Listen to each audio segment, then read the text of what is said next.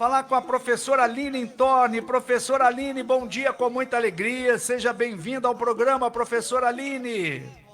Bom dia, Nelson. Como é que você tá? Graças a Deus, maravilhosamente bem. Por aí, tá tudo certo? Tudo bem, tudo Então, caminhando. então tá bom. Vamos ao nosso bate-papo de hoje.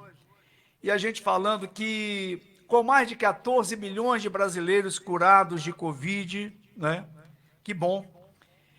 As sequelas da infecção pelo coronavírus preocupam e pode afetar a qualidade de vida de muitas pessoas.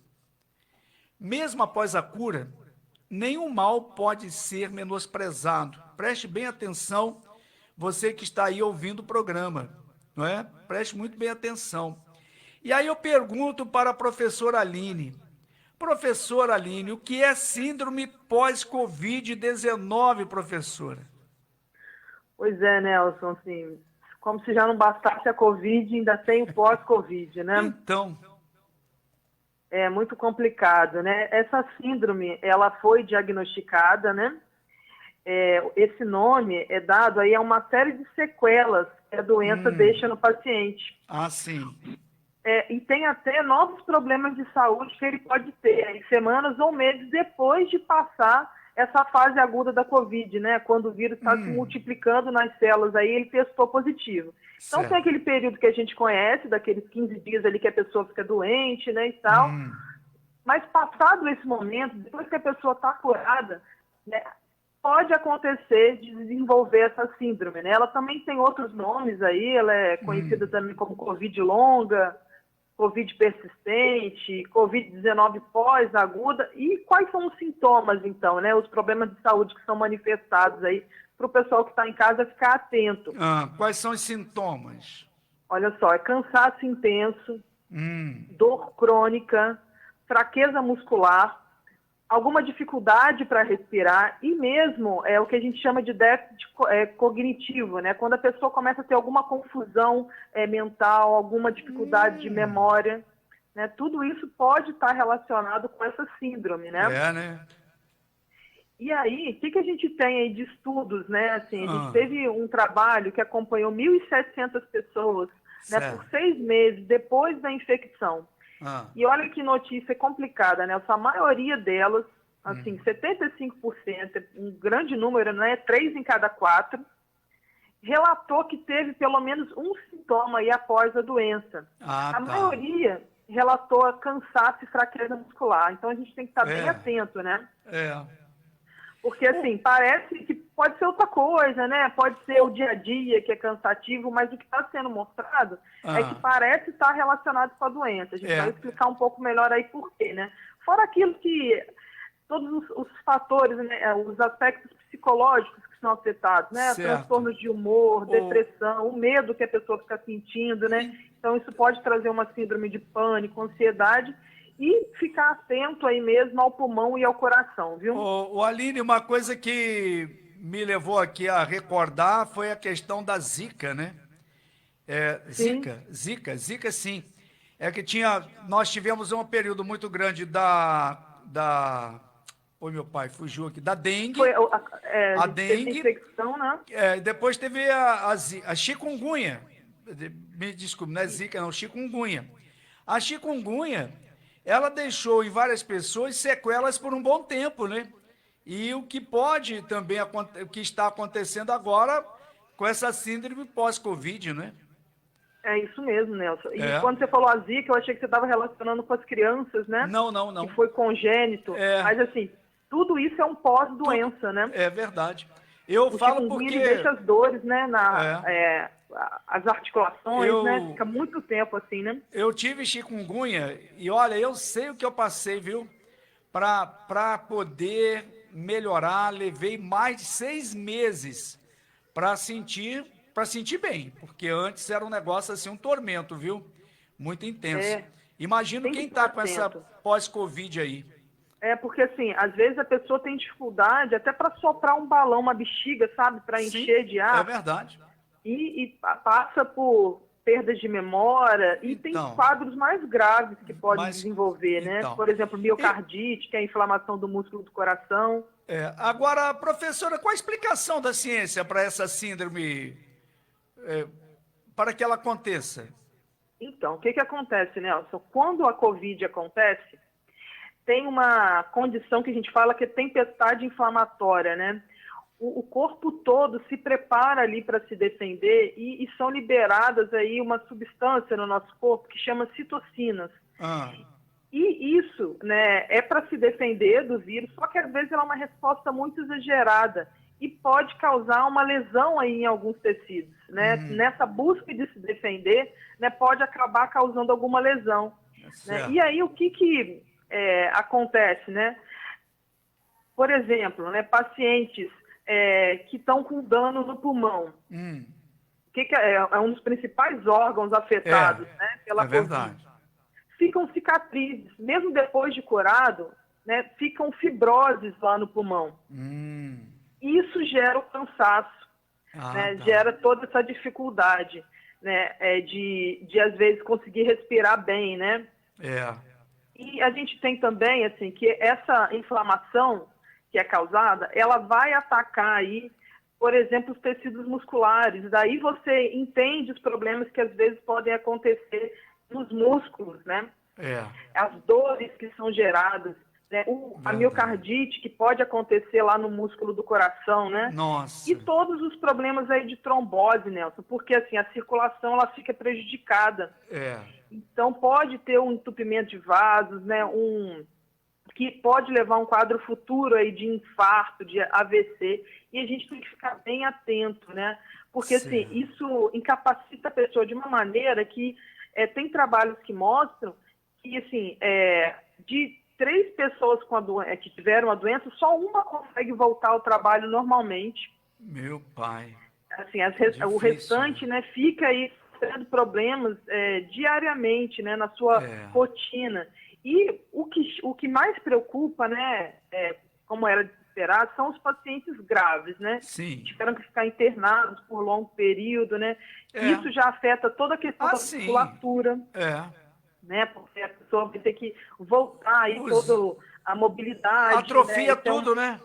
exatamente, né? Porque a pessoa ficou deitada, né? Tomando ali medicamentos, É, exatamente para não ter nenhum movimento, né? E aí o que certo. acontece, né? Tem uma iniciativa aqui no Brasil que chama Iniciativa Coalizão Covid-19 Brasil, que o que eles viram nos estudos, né? É que 17% aí, das pessoas que foram internadas Ah, tiveram que voltar ao hospital depois da infecção, né? Já estava curado, mas precisou certo, voltar. certo. E, né, dessas pessoas internadas, 7% morreram até 6 meses depois dessa alta. Olha, Então, assim, a gente tem que estar bem atento a qualquer é, sinal, porque pode ser algo mais grave, né, para mais se grave. prevenir aí. É. E os cuidados que os pacientes de Covid-19 devem tomar mesmo após a cura, Aline? Já que você falou sobre essa questão aí, eu acho que já está quase que até respondida essa pergunta, mas é importante ressaltar isso. Quais os cuidados que os pacientes devem tomar mesmo após a cura da Covid? Então, essa capacidade respiratória aí diminuída, assim, é um quadro que a gente espera do paciente que teve Covid, né? Sim. Então, a gente fala que a recuperação é lenta, né? Mesmo quando retorna para casa, o retorno às atividades, ele precisa ser aos poucos mesmo. Uhum. Porque é comum que a pessoa se sinta cansada, né? O corpo ele vai levar ali um tempo para Certo. conseguir se recuperar. Mas tem que estar atento, assim. Por exemplo, se tiver enjoo, palpitação, né, algum desmaio, tontura, Aham. isso já é um problema maior, precisa relatar para o médico, né? Certo. Precisa estar fazendo todo um acompanhamento, né? Mesmo antes de sair do hospital, tem que fazer todo esse check-up, né, para estar Certo. atento, né, às possíveis sequelas, né? Quanto antes elas forem identificadas, melhor. Melhor. Né? Em centros de referência aí, Nelson, né? Ah, A gente tem o Einstein, né? Tem alguns hospitais particulares aí maiores que os pacientes têm uma condição financeira que permite isso, né? Eles estão sendo liberados, mas eles fazem toda uma reabilitação. certo. com acompanhamento de fonoaudiólogo, fisioterapeuta, psicólogo, né? Toda uma equipe especializada. A gente sabe que o SUS não tem como oferecer isso nesse momento, né?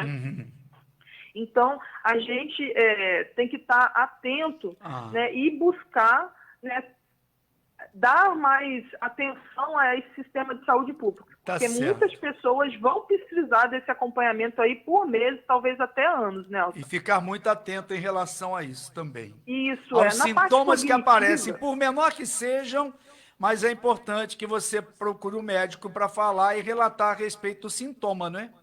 Isso, assim, por exemplo, na parte cognitiva, né, tem algumas coisas que a gente pode fazer em casa, né? Certo. Porque os pacientes de Covid, eles falam que eles têm dificuldade de concentração, né, a memória às vezes é prejudicada. Então, a gente tem práticas, né, que a gente pode fazer em casa para treinar a mente, né? Que é estar lendo, escrevendo, fazendo palavras cruzadas, exercícios repetitivos, né, hobbies, assim, crochê, tricô, porque tudo isso ajuda na capacidade de concentração, né? É verdade.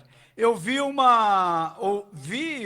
né, uma entrevista, mas já tem algum tempo, não sei precisar o tempo que foi, de um jogador de futebol que está em atividade, ele dizendo da dificuldade que ele teve de retornar aos treinamentos, da fadiga que ele sentia, da falta de respiração, e olha, jogador de futebol, que é muito bem preparado, que na verdade, talvez até por essa preparação que eles tenham, a gente não tem conhecimento de nada grave com o jogador de futebol, com quem pratica atividade física. Agora, ele relatou que foi muito difícil o retorno. Imagina aqueles que não têm atividade nenhuma, não é? Pois é, né? Assim, a gente tem que estar atento, né? Como você falou, assim, o jogador ele está lá com problemas, né? Tentando tratar tudo isso. Claro que o paciente grave ele preocupa mais, mas assim pode afetar até criança, viu? Essa síndrome pós-Covid, né? A gente já tem relatos aí em criança. Então tem que ficar, é raro, né? Felizmente é raro, mas a gente tem que estar atento. Qualquer sintoma precisa ser levado ao médico, pessoal. Tá certo. Muito bem. Professora Aline, mais uma vez, o meu muito obrigado pela sua participação, sempre enriquecendo aqui o nosso programa. Só para lembrar, professora Aline, vou fazer o contato com o médico, doutor Edilbert, né? Edilbert, para a gente falar sobre a tatuagem. Nós vamos fazer esse contato e, se Deus quiser, falando aí, quem sabe amanhã ou depois aqui no programa a gente vai anunciar para o pessoal ficar sabendo bastante também a respeito desse assunto, né? Aqui no nosso programa. Professora Aline, grande abraço, um bom dia com muita alegria. Terça-feira que vem estaremos de volta aqui no programa, tá bom? Um abraço. Um abraço, Nelson. Número 50 semana que vem, hein? Já estamos 50 semanas juntos. É mesmo? Olha, ela anotou lá, que legal. Então vai ser o programa 50? O programa 50? Que legal. Aí a gente vai trazer o estudo de Serrana. Notícia boa, né? O estudo de Serrana, que agora está vindo também lá de... meu pai, uma outra cidade também que vacinou agora, recentemente, a população toda. Botucatu, parece, né? Isso, eu acho que sim. Traz tudo na semana que vem. Então tá bom. Né? Valeu, minha amiga. E falar nisso, Aline... Tem uma coisa interessante aqui também, que São Fidélis hoje está fazendo testagem geral com todo mundo, viu? Começou coisa hoje. Boa. Tem uma boa notícia aqui, falando dessa testagem para todo fidelense de toda a idade. Maravilha, aproveita, pessoal. Que bom. Importante. Tá certo, grande abraço. Até mais, né? Até semana que vem. Então esse foi o vídeo. Se ficou alguma dúvida, não deixe de nos falar nos comentários. E curta e compartilhe nosso canal, pois isso nos ajuda muito. Até a próxima!